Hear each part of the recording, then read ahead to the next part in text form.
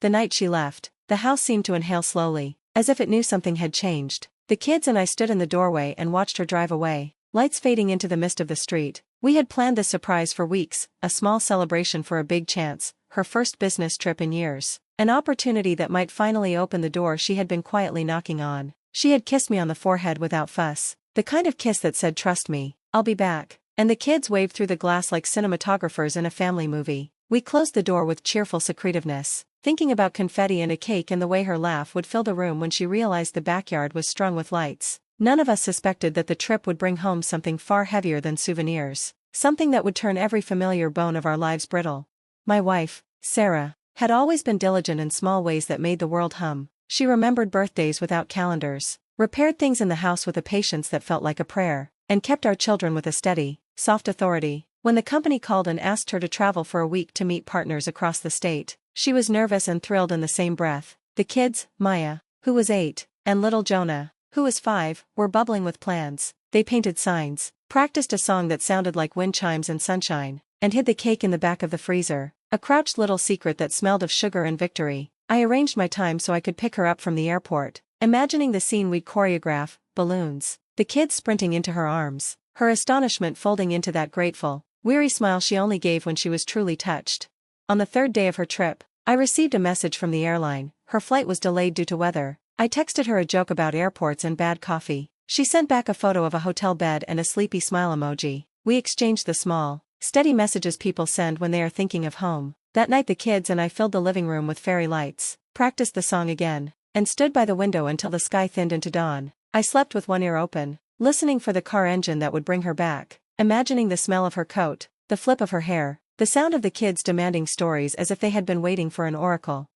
She was supposed to land at 10 in the morning. At 9:45, my phone buzzed. It was not Sarah. It was a number I didn't recognize, and the voice on the other line was void of inflection, professional in that sterile way. "Is this Mr. Carter?" the man asked. My name felt heavy as if someone else had spoken it. "There's been an incident at the hotel where your wife is staying. We found something we thought you should know." I felt the room hollow out around me, the fairy lights, the half-frozen cake, the boys rehearsing their steps, all became background noise as he continued. He described a situation with clinical phrases that did not belong in our home, a discovery, police, a file left in a safe. My stomach turned as if I had swallowed cold metal. He said he thought she was safe but that there were questions. He said nothing definitive and everything all at once. The call cut, a neat drop at the end of a sentence, and a silence like a lid closing slammed over my head. I called Sarah. Her voicemail sang a tinny sound. The kids looked at me. I turned the phone in my hand as if heat would make the device spill more comforting facts. We hurried to the car. The drive to the airport and then to the hotel felt like a movie played in fast forward. I rehearsed what to say, how to soothe the children, how to hold my own breath until I had to exhale. At the hotel, there were men in plain clothes and a woman at reception with eyes that refused to meet mine. A detective introduced himself and used the same immaculate, distant language the first caller had used. They escorted us into a back room and handed me an envelope. Inside were photos, a suitcase partially open, documents folded and sealed with an unfamiliar stamp, a receipt with a name I didn't recognize. My hands trembled and the edges of the photos blurred like watercolors. They asked questions about Sarah's trip, her business, if she had ever mentioned meeting anyone. I answered with short sentences, each one a small fist of denial. The detective's words reached me as if through cotton. He told us nothing sensational. He told us what could be told, that there had been a break-in at the conference venue, that certain items of interest had been found in her room, and that they needed to speak with her. "She is being cooperative," he said as if it were a benediction. The phrase landed without warmth.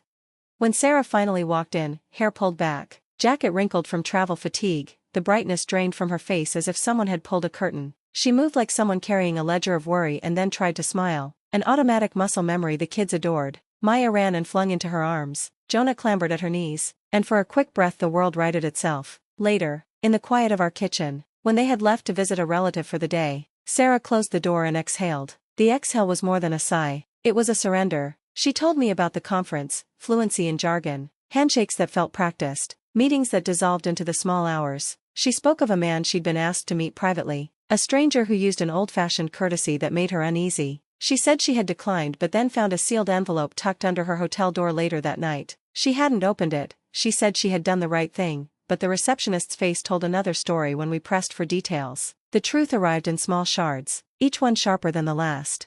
We went through the suitcase together, a ritual of trust one had not expected to perform. Inside was a neat stack of business cards, receipts, and a small leather-bound journal. The journal was locked with a tiny brass clasp. She looked at it like it was a relic, then at me as if permission to break the clasp was permission to fracture something between us. We opened it, pages filled with a handwriting that was not hers, mapped out meetings, names, times, and in the margins, frantic underlined phrases. There were phone numbers with strange country codes and an itinerary that included places she had never mentioned. There were photographs, too, images of people at conference dinners, pictures taken from angles that suggested surveillance rather than coincidence. The detective confirmed that some of these items were flagged due to their potential connection to a broader investigation. I could see the landscape of our life shift. Small, familiar objects now read like clues in a case I had not agreed to join.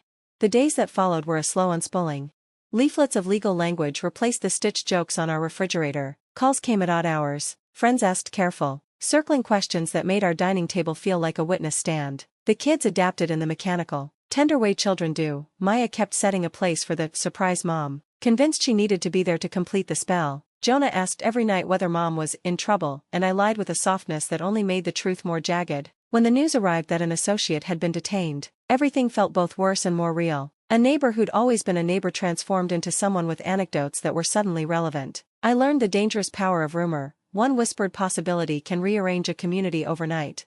At home, we tried to be civil. We tried to continue the small rituals, bedtime stories, homework, the way Sarah would chop vegetables and hum off-key, but the suspicion created a thin frost on ordinary interactions. I noticed things I had never noticed before, the way she absently scrolled through emails at 3 in the morning, the way she flinched at a knock on the door. She was careful now with words, with laughter. She had become someone both the same and unrecognizable, as if her edges had been redrawn in the night. I found myself cataloging moments, forming a ledger of her behavior that made me feel more secure and more foolish by turns. I began to ask questions that had been unasked in our marriage. Who did she meet? Why had she kept certain meetings private? What did those underlined notes mean? Each question hovered like a moth near a lamp, drawn to whatever light remained. Then, on a rain-slick evening, Maya discovered an email printed and slotted into the back of a cookbook, the email addressed to Sarah from an unknown sender, full of apologies and a plea to understand. The language was intimate, almost pleading, and it referenced things that sounded like confessions rather than logistics, secrets, deals, statements that hinted at coercion. Maya read it aloud in the kitchen the way children read fairy tales. Yet the words did not enchant us. They branded themselves as if with a hot iron. I felt the room tilt. The email suggested that Sarah had been manipulated, pulled into a situation by fear and the threat of exposing something she had never told anyone. The implication that she was not acting with malice, but under pressure, reconfigured the shapes of our fears. Our anger dulled into a grim, protective instinct. We found ourselves wanting to shield her while also needing to uncover the full story.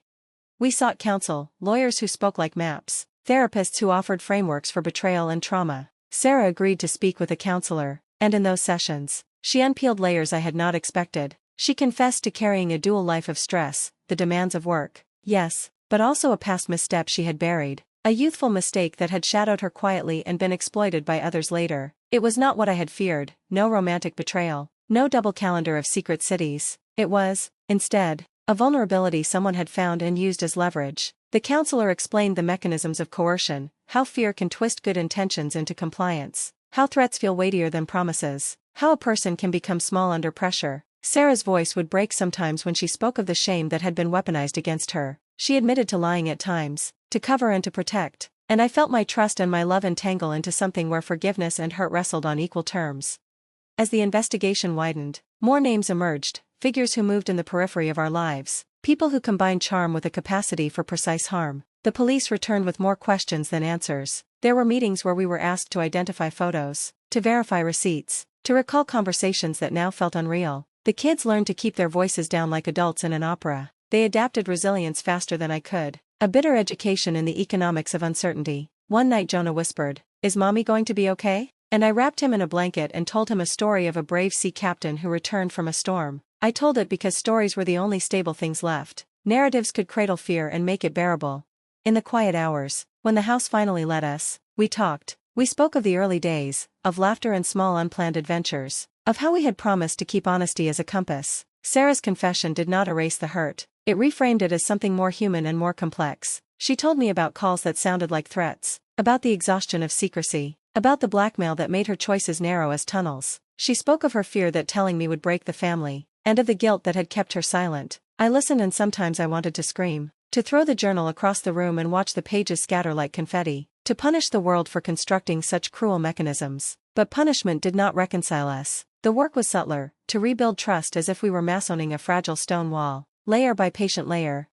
Months dragged with a heaviness that age had not prepared me for. There were moments of piercing tenderness, Maya drawing pictures of our family with all our arms linked, Jonah insisting on reading aloud from a storybook even when he stumbled, and moments of acute rupture, when a new accusation or an old receipt resurfaced, threatening to tear the stitches we had sewn. I found myself learning a new vocabulary of intimacy, how to ask for facts without accusation, how to say I love you when both of us smelled the smoke of our fears. We began to hold small rituals again, Sunday pancakes, a movie night where we pretended the world did not interfere. They were thin salves but they were salves nonetheless. Then came a court date, a public theater that made private pain a spectacle. The days leading up to it were taut, as if we had been strung on piano wire. The hearing itself was both monstrous and clarifying. Facts were read aloud. Witnesses gave testimony, and the legal language did the work of making sense of a messy human story. The verdict was not a death knell nor a triumphant trumpet. It was a word that allowed us to breathe differently. The person who had coerced Sarah was held accountable in some measure. Not all consequences are fair by any measure, but there was consequence. In the aftermath, there was an odd vacancy where dread had been, a hollow that felt dangerous and promising in equal parts. We had survived an exposure. But survival did not mean everything returned to its original shape. Healing after that made sense in small units. Sarah and I started couples therapy, not as a program of damage control but as an excavation of a shared life. We practiced telling the truth even when it was sharp. We practiced listening as if to a fragile music. The children learned to name feelings rather than act them. They learned that sometimes adults make choices out of fear rather than malice. We leaned on close friends who had not vilified her for her silence. And that kindness stitched us back into the community. Slowly, the house warmed again, not in the naive summer of before but in a slow, deliberate reclaiming. The surprise party we had planned months ago was never held in the theatrical way we had imagined, but one evening we lit the backyard lights anyway, cut the cake, and let the kids sing. Sarah cried during the song, tears that tasted of release and apology, and we all joined in a crooked, earnest chorus. This story did not end with perfect forgiveness nor with untroubled peace. It ended with a decision, to choose each other again after the world had thrust us into a crucible. We acknowledged the damage and refused to let it be our last pronouncement. The journal remained in a drawer, its clasp intact for the time being, a reminder of what had been and a promise of what we would refuse to let define us. We kept the raft we had built, therapy sessions, honest conversations, and a household rhythm that honored truth more than avoidance. There were nights when doubt knocked and nights when guilt brewed like an unwelcome tea, but there were also mornings when sunlight fell just so across the kitchen table and we would sip coffee and hold one another's hands without speaking.